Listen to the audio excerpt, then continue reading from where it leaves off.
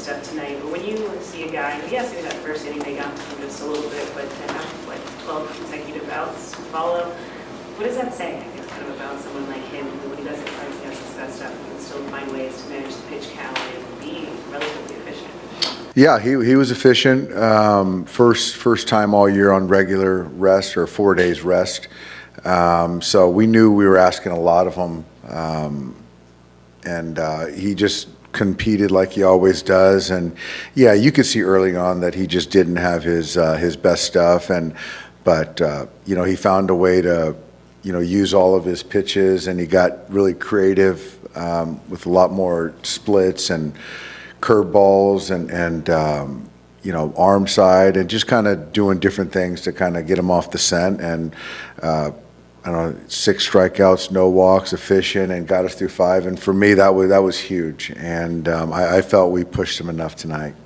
Just kind of how we've now seen 3 consecutive games where it's been a full team effort. Is this, when you talked about the consistency that you've been wanting to see, are you seeing that right now from this group? Yeah, I am. It's been really fun to watch our guys play to the level that they're capable of. And I just say that as far as kind of the intent of energy and compete.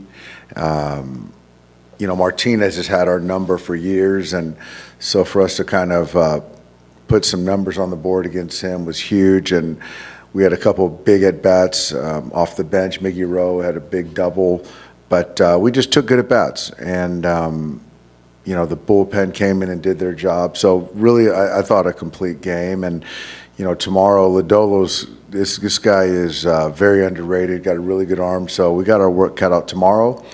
But I like where we're playing. I like where we're at right now. Do you see Clayton get more comfortable when he does have to go a little more off script, or start kind of mixing up the way he pitches, especially on nights like tonight, try to go that way? I do. I've seen growth in that sense. I think that when you've had the track record that he has, and you can sort of go to your strengths all the time, and you seem to always find success doing it that way. Just in the last couple of years, he's been more open to doing different things, and I commend him for that. And I think in that 4th inning, you could see he was kind of, it didn't matter what Will was putting down. He felt like he could throw anything, and that's something that was really rare and really cool to see. Is that swing from Will just closer to what you guys saw most of the season before this little stretch? Yeah, that was something that, when he gets a fastball close to him and he can drive it out to right center field, he's right. And, the last couple of weeks he's been off a little bit, missing pitches, but that was a really, really good swing. So hopefully that gets him, reset, but he's still working hard trying to figure some things out with this swing. You've been pretty mindful of Clayton's workload this year recently. Do you think in past years he would have been receptive to having these kind of lower pitch counts and inning totals? Oh, not at all. I think that, Father Time gets everyone, and I think that he's smart enough to understand, how many bullets he has, and, you want to be good. And so I think that, he and I have a great relationship, and we understand, what's needed of him and when to push him, when it's time to kind of pull the plug and get him ready for the next one. And I think, we're in a good rhythm, and I think he's feeling really good, his body, and he's pitching his tail off. So, but yeah, in years past, that wouldn't have went over well. Dave, Alex Call was removed from the game after coming home on that Rojas double. Just kind of what happened there? Something happened with his, I think it was his lower back. And so he says that he's played through worse, but, my hope was to get him in there tomorrow. So I wanted to get him out of the game, get Dean in there, and we'll see how he kind of responds to treatment tomorrow. But I don't think it's too concerning.